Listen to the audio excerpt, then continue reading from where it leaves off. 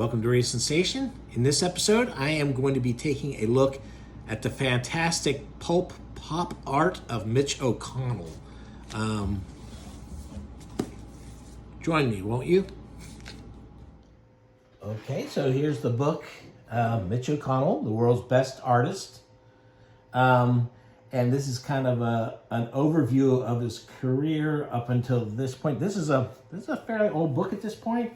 It's 2012, so he had a lot more career after that. Where's the follow-up book? I don't think there has been one. I didn't notice it. But so it starts with his, starts off with his life, and there's a lot of really interesting early works. This is not that early. This is you're just starting off the book with this. This was from a show that was kind of current at the time. Well, this is 2011, so it is pretty close to when this book sees publication.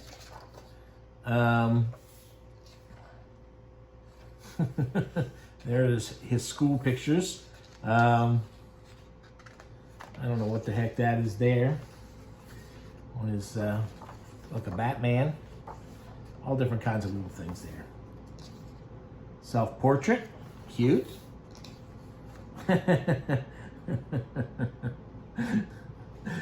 Some funny stuff there. I do like early dinosaur pictures. I wish I still had mine. More early artwork he's done. Oh, that's Night of the Demon.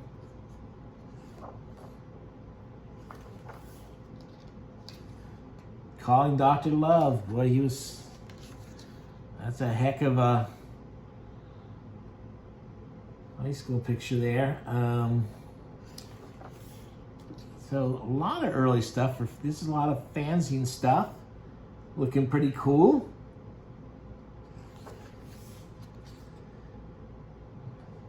Draw Winky. Our Course by Mail. And here's early artwork. I was a big Debbie Harry fan. Blondie fan. And here he talks about people he was influenced by like Bernie Wrightson and John Romita.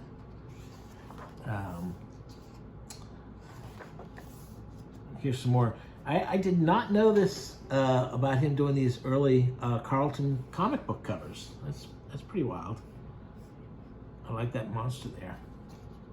And this is something he did for Playboy at some point. That was one of his first gigs. And this is for heavy metal. That's okay.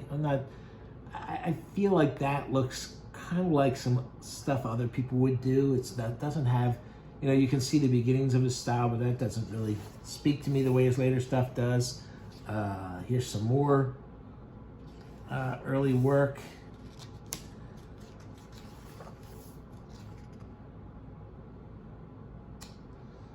Early comic stuff.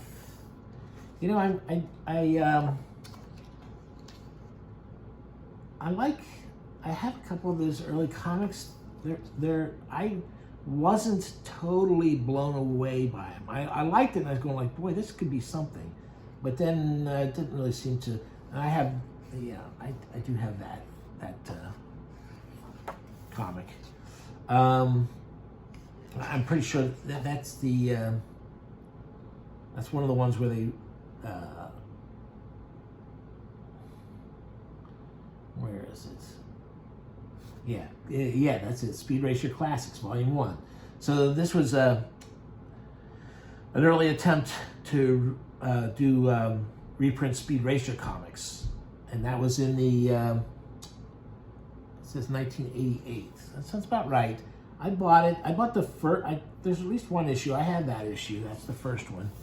I don't know how many the company actually ended up doing of those. And now here we get into what I think of as his mature style. And this is some this is some pretty wild stuff. And here he is. He didn't do inside artwork for most of these. I'm not sure if any of these have. Oh, there's a Speed Racer. I don't think that's the classic though. I think that's when they were doing, I could be wrong. My memory's not what it should be, and also I didn't keep up with it. So, but they did also do somewhere they just started having people draw the new Speed Racer comics instead of doing the reprints and stuff. I remember Johnny Dynamite.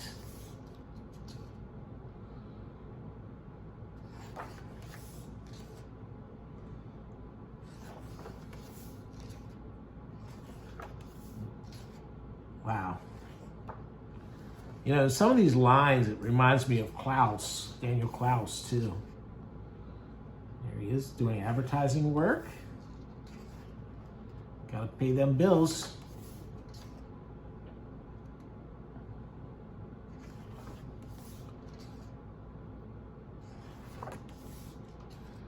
There he is doing clip art. Fit to print. Huh. I wouldn't have not have recognized that as his. It's a great portrait of Clint Eastwood. Yeah. Wow. Just terrific stuff. You know, his illustrations were popping up in so many different places for a while there. It was so hot. And you can see why. So good. And yet, you know, he wasn't just, you know, he was popping up in big time slick magazines, but he was also still doing the little stuff too. There's a Katy Perry for Rolling Stones. Bunch of Newsweek covers. See, some of this I didn't know was his. I didn't recognize as his. You know, you can see how well he apes other styles. I mean, he's just got such a great, you know, such a great eye for this stuff. It's just phenomenal.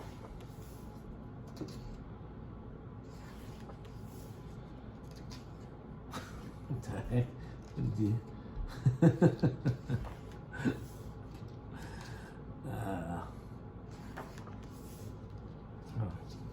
Nice stuff. A lot of band stuff, you know. Bands love this look. Band posters.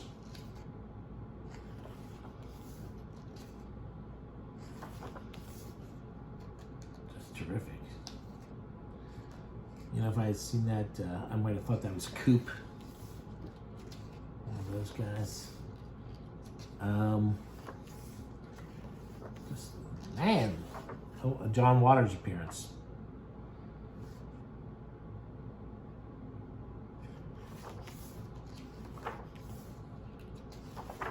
Terrific, terrific stuff.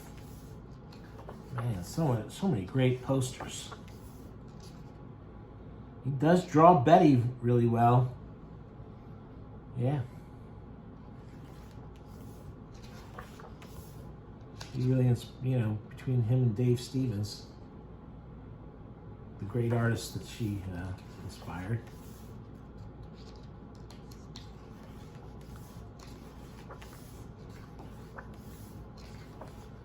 All right. So, look how much more of this book I got to go. Look at all that.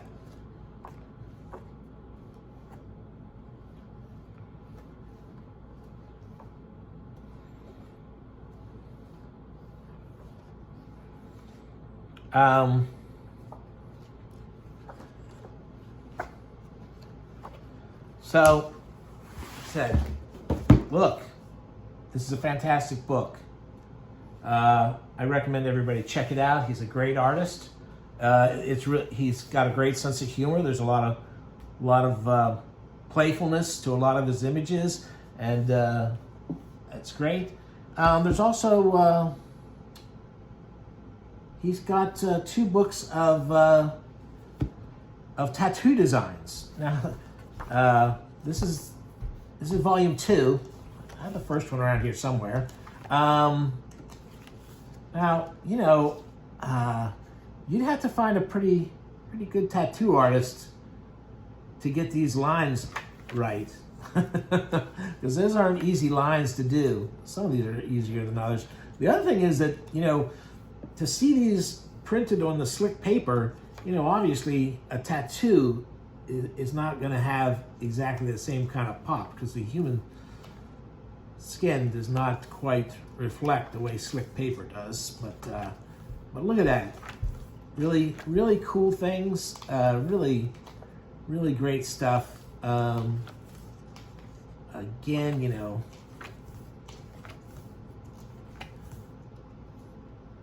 wow. Again, I'm not going to go through the whole thing, but look at that. There's tiki stuff. He's got a lot of the same pop culture influences that were affecting a lot of those guys' artwork in like the 80s and 90s. In comics and everywhere in trashy pop culture. And really cool. Anyway, so that's a look at Mitch O'Connell, and hope you enjoyed that. I'll see you next time.